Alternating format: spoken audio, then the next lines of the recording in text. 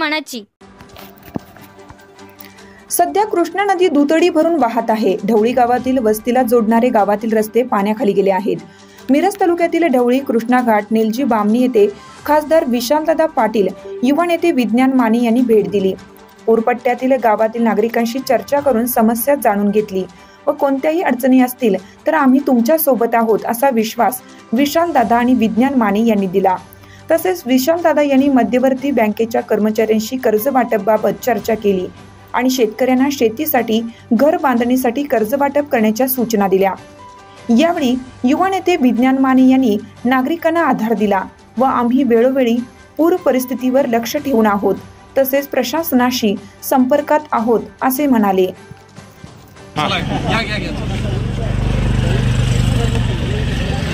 आज ढवळी या गावात पुराच्या संभाव्य धोक्याची खबरदारी घेण्यासाठी आणि ह्या एकंदरीत पूर परिस्थिती पाहणी करण्यासाठी मी आज दौरा केलेला होता।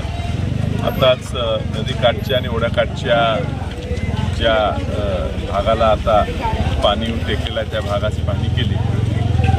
एकंदरीत आता पावसाची उघडीप लागल्यामुळे नदीचा जो वरनं येणारा पाण्याचा वेग आहे तो कमी होऊन काही दिवस आपल्याला ह्यातनं सुटका मिळेल असं वाटते।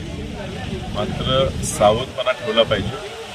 दिल्लीतून पाठपुरावा करून NDRF आणि लष्कर हे आपण सांगलीत दाखल करून घेतलेलं आहे। मी त्याच्यातनं काहीतरी गैरअर्थ काढू नये, धोका नाही आहे, पण काही अडचण झाली तर ऐन वेळेला आपल्याकडे सगळी यंत्रणा उपलब्ध नाही असं व्हायला नको। मी ह्या लोकांचं बोलवलेलं आहे।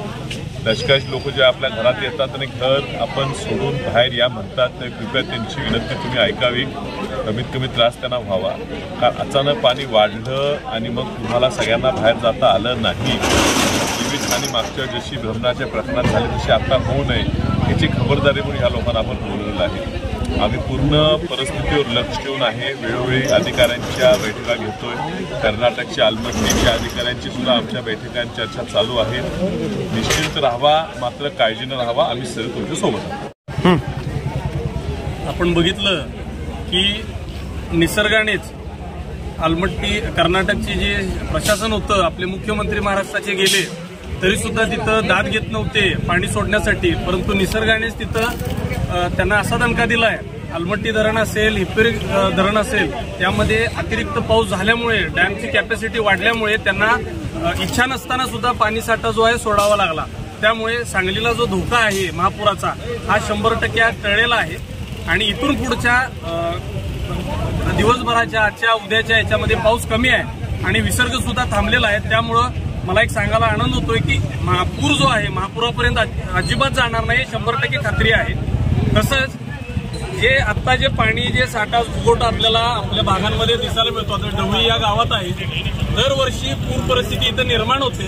जर आलमट्टीचा इथं इफेक्ट असेल तर आज 40 फुटाची जी पातळी गेली ही कशामुळं, हा सर्वसामान्य जनतेच्या मनामध्ये प्रश्न पडलेला आहे। त्या संदर्भात मी पाटबंधाऱ्याच्या काही अधिकाऱ्यांशी बोललो, त्यांना मी विचारलं टोटल सांगली जिल्ह्यामध्ये, कोल्हापूर जिल्ह्यामध्ये 22 ते 23 केटीवर बंधारे आहेत, त्याची सफाई करावी आणि ते जे पाणी आहे वेधशाळेच्या अनुसार कुठंतरी जास्त जर पाऊस पडत असेल तर ते पाणी सोडायचं असता टेंडर असतो, प्रत्येक केटीवर बंधाऱ्याचा 10 लाख 15 लाखचा असतो, परंतु आजूबाजूच्या सरपंचाच्या गावांनी दिग्रज असेल यांनी पत्रव्यवहार केले होते, परंतु पाटबंधारा अधिकारी जे आहेत त्यांनी न दखल घेता ते जे केटीवर बंधारे आहेत त्याची उघडले नसल्यामुळे बंधारे पाण्याचा जो फुगवटा आहे आज ढवळी सारख्या म्हणा, नेलजी बामणी म्हणा, परत हे आपलं कृष्णा घाट म्हणा, आपलं हे हरिपूर म्हणा, अशा ग्रामीण भागामध्ये आपल्या पाणी जे आहे पातळी ही सातत्याने वाढ झाली। हे फक्त आणि फक्त कोणामुळं तर त्या अधिकाऱ्यांच्या गफलत कारभारामुळे आणि ढिसाळ प्रशासनाची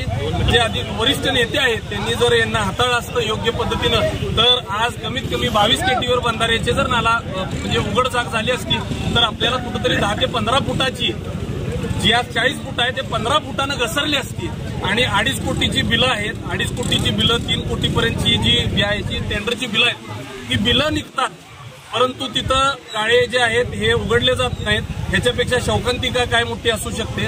परंतु माझी शासनाला परत एकदा हात जोडून एकच विनंती असेल, सर्व इथं ढवळीकर आहेत की दरवर्ष ढवळीकरांनी आणि आजूबाजूच्या गावातल्या लोकांनी माणसांच्या चुकीमुळे, अधिकाऱ्यांच्या चुकीमुळे पुरामध्ये का जायचं? आज निसर्गाने तर ही वेळ आणलेली नाहीये, कारण अधिकाऱ्यांच्या ढासाळ कारभारामुळे ही वेळ आणलेली आहे। त्यामुळे येणाऱ्या आता काही दिवसामध्ये ज्यावेळी पूर्वव्यवस्था व्यवस्थित होईल, सर्व ढवळीकरांनी सांगितलं कलेक्टरांना भेटून संबंधित अधिकाऱ्यांवर कठोर कारवाई करा, कारण की पुढच्या वेळी परत आमचं गाव पाण्याखाली जायला नको ह्याची दक्षता आतापासून घेतली तरच त्याचा काहीतरी उपयोग होईल आम्हाला। आणि करोडो रुपये जे वाया गेले सांगलीकर मिरजकर जनतेची, त्याला कुठंतरी न्याय तर मिळणारच नाहीये।